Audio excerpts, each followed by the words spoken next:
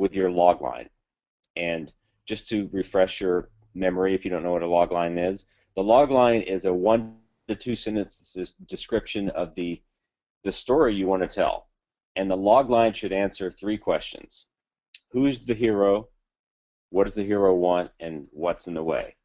And you should think about it as the logline is encapsulating what happens in the story as well as the emotional journey of the character. So, for example, Tootsie, a classic movie, it's about an out-of-work actor who becomes a better man by pretending to be a woman. Jaws is an East Coast sheriff with a fear of water who has to battle a killer shark. Now, your logline should answer a couple of questions. One, is this story worth telling? And the reason is you want a compelling story. And what makes a compelling story is a central character you can root for who goes through a transforming experience to which you can relate. Now I'm going to repeat that because that's very important, and that's sort of the basis of the character arc.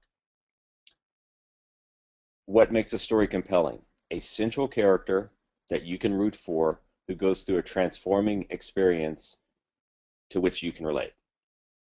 Okay.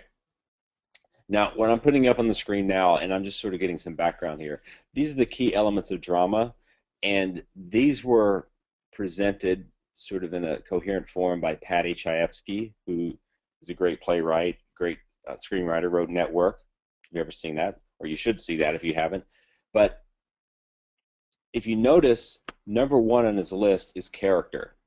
It's not action. It's not plot. It's not structure. Structure's in there. It's number 4, but it's character, because Patty Chayefsky understood that the character is the most important part of your screenplay. And he also sort of introduced the 4 aspects of character. And a character should have a clearly defined need or goal, a strong conflict, a plan of action, and 4th, a resolution of the inner and outer conflict. Now, this 4th point is where your character arc comes from, because your hero should have an inner conflict and an outer conflict. The outer conflict is obvious.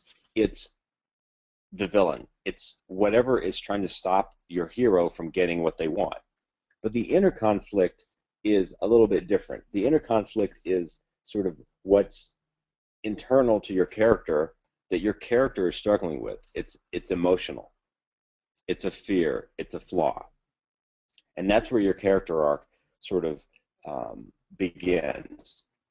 Now, writing a strong character.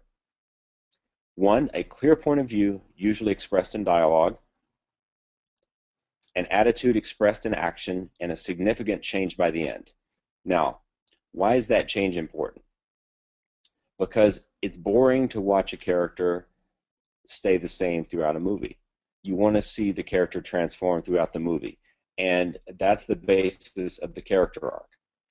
A character begins the story with a certain viewpoint, and through events in the story, that viewpoint changes. A character arc is the status of the character as it unfolds throughout the story. Now, I'm going to drill this home many times. The character arc is basically how the events in your story cause your character to change.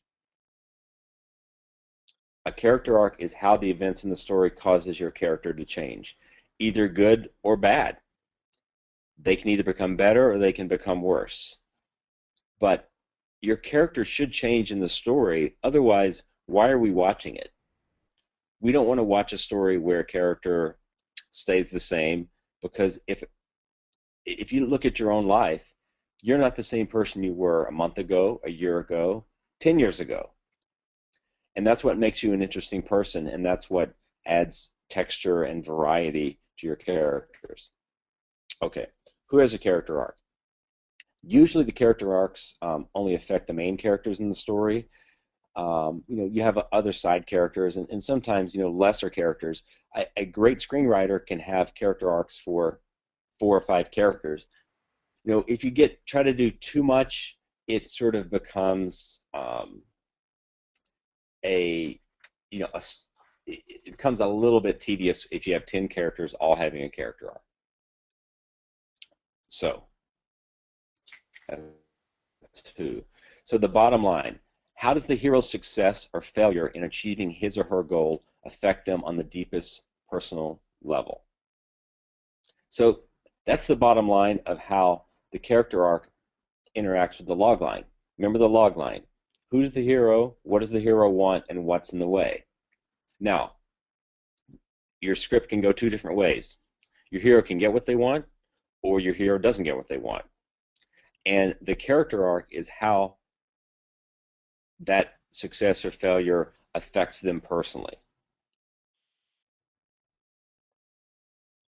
So why have a character arc? As I said earlier, it creates an interesting character. If your hero never changes, then your character becomes predictable and boring.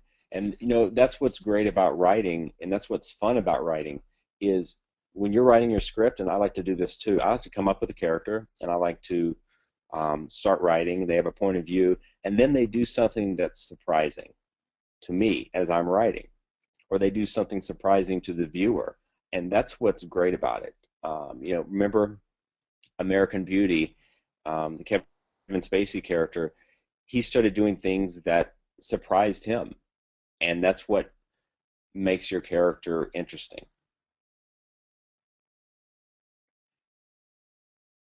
It's easy to talk about, it's hard to implement.